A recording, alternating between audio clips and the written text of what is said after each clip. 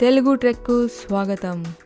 మనకి ఎవరైనా కొన్ని విషయాల గురించి చెప్పేటప్పుడు ఆ విషయాన్ని నమ్మాలా వద్దా, అసలు అవి నిజమేనా అనిపిస్తుంది. ఒకవేళ మనుషుల చేత నిర్మించి కళ్ళెదుటే కనిపిస్తుంటే మాత్రం ఇంకేముంది, నమ్మక తప్పుతుందా మరి? ఆ నమ్మలేని నిజాలు ఇప్పుడు చూద్దామా మరి? టాపిక్ అయిపోయిన తర్వాత ఒక కొటేషన్ కూడా చెప్పుకుందాం. నెంబర్ 1. సాల్వేనియాకు చెందిన 70 సంవత్సరాల క్రాఫ్ట్ మ్యాన్ ఒకతను లోపలి సొన తీసేసిన గుడ్డు పెంకుపై చిత్రించడానికి ఆ గుడ్డు పెంకుపై 20,000 రంధ్రాలు పెట్టాడంట. అయితే ఇతను గత 20 సంవత్సరాల నుండి కూడా చాలా గుడ్డు పెంకులపై రకరకాల డిజైన్స్ చిత్రించాడంట. నెంబర్ 2. రొమేనియాలో ఉన్న ఈ హోటల్ని హోటల్ ఆఫ్ ఐస్ అని పిలుస్తారు. ఎందుకంటే ఈ హోటల్ మొత్తం మంచుతో నిర్మించారు. మంచు ముద్దల్ని తీసుకొని వాటిని ఇటుకల ఆకారంలో తయారు చేస్తారు. ఇలా తయారు చేసిన మంచు ఇటుకలతో ఈ హోటల్ని నిర్మించారు. ఈ హోటల్లోని శిల్పాలు కూడా మంచుతో తయారు చేసినవే. ఒక్క శిల్పాలే కాదు, తినే ప్లేట్ దగ్గర నుంచి పడుకునే బెడ్ వరకు ఇలా అన్నీ మంచుతో తయారు చేసినవే. ఇక్కడ భోజనం కూడా ఐస్తో తయారు చేసిన ప్లేట్లో వడ్డించి ఐస్తో చేసిన టేబుల్పై సర్వ్ చేస్తారంట. ఇక్కడ కూర్చొని భోజనం చేయాలంటే ఐస్ చైర్పై కూర్చొని తినాల్సిందే. అయితే ఇలా తయారు చేసినవన్నీ కరిగిపోకుండా సంవత్సరం అంతా కూడా -డిగ్రీల ఉష్ణోగ్రతను మెయింటైన్ చేయడానికి హోటల్ని కూలింగ్ సిస్టమ్ ద్వారా కూల్ చేస్తూనే ఉంటారంట. ఈ హోటల్లోనికి వెళ్ళేవారు సాధారణ దుస్తులు వేసుకొని వెళితే వణకాల్సిందే. తప్పకుండా జర్కిన్, గ్లౌజ్, హ్యాట్స్ ధరించి వెళ్లాల్సిందే మరి. నెంబర్ 3. మనం ఇంట్లో గదిలో కూర్చున్నప్పుడు సన్లైట్ గదిలోకి వస్తే ఏం చేస్తాం? కిటికీ తలుపులు వేసుకుంటాం. మరీ ఎక్కువైతే కర్టెన్ కూడా వేసుకుంటాం. ఇంట్లో బాగా వేడిగా అనిపిస్తేనో మరి ఇంకేం చేస్తాంలే, ఏసీ ఆన్ చేసుకుంటాం.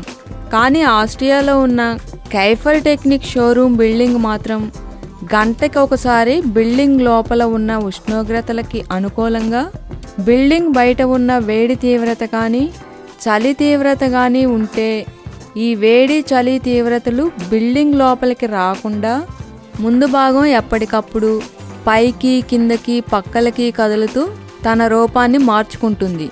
ఇలా తన రూపాన్ని మార్చుకునేందుకు వీలుగా ఈ బిల్డింగ్ ముందు భాగం బయట వైపు ఎలక్ట్రానిక్ అల్యూమినియం ప్యానెల్స్ అమర్చారు. ఈ ప్యానెల్స్ వాటంతటా అవే కదలడానికి వీలుగా ముందుగానే ప్రీ ప్రోగ్రామ్ డిజైన్ చేయబడి ఉంది. అయితే వీటిని మాన్యువల్గా కూడా మూవ్ చేసుకోవచ్చు. నెంబర్ 4. పేపర్తో చేసిన శిల్పాలు. సాధారణంగా మనం పాత న్యూస్ పేపర్స్ అన్నీ ఏం చేస్తాం? మహా అయితే బఠానీలు చుట్టడానికి వాడతాం. మరీ అంత కాదులే అనుకుంటే మాత్రం నాకు తెలిసినంత వరకు మన పల్లెటూర్లలో న్యూస్ పేపర్స్ ఇచ్చి ఉల్లిగడ్డలు తెచ్చుకుంటారు. లేదా న్యూస్ పేపర్స్ మెంతులు కలిపి మెత్తగా పిండిగా చేసి వాటిని బుట్టలు చాటలకి అప్లై చేస్తారు.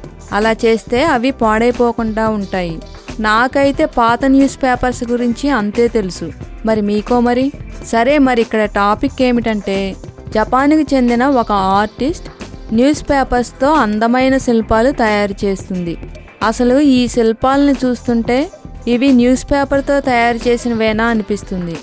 అసలు మనకి ఐడియా అనేదే రావాలి కానీ ఈ ప్రపంచంలో పనికిరాని వస్తువులు ఏమీ ఉండవు. నెంబర్ 5. ప్యాత్లేయింగ్ మిషన్. ఈ ప్యాత్లేయింగ్ మిషన్ దానంతటా అదే మనుషుల అవసరం లేకుండానే రోడ్డు వేసుకుంటూ వెళ్తుంది.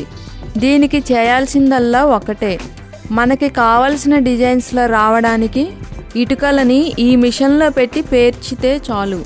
ఈ మిషన్ దానంతటా అదే ఇటుకల్ని పరుచుకుంటూ రోడ్డు వేస్తుంది. సాధారణంగా మనుషులు 70 నుంచి 100 స్క్వేర్ మీటర్స్ రోడ్డు వేసే లోపలే ఈ మిషను 400 స్క్వేర్ మీటర్స్ రోడ్డు వేస్తుంది. నెంబర్ 6. ఇప్పుడు కొసరగా ఒకటి చెప్పుకుందాం. ఇది మనుషులు తయారు చేసింది కాదు. న్యాచురల్గా మనం చిన్నపిల్లలుగా ఉన్నప్పుడు అందరికీ ఉండేవే ఈ 4 వరుసలుగా ఏర్పడిన దంతాలు.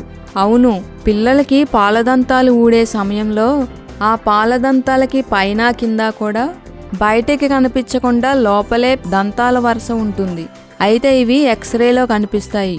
ఇప్పుడు ఒక కొటేషన్ చెప్పుకుందాం. నిన్నటి గురించి ఆలోచించకుండా రేపటి గురించి ఆలోచించగలిగిన వ్యక్తికి విజయాలు వరిస్తాయి అని స్వామి వివేకానంద చెప్పారు.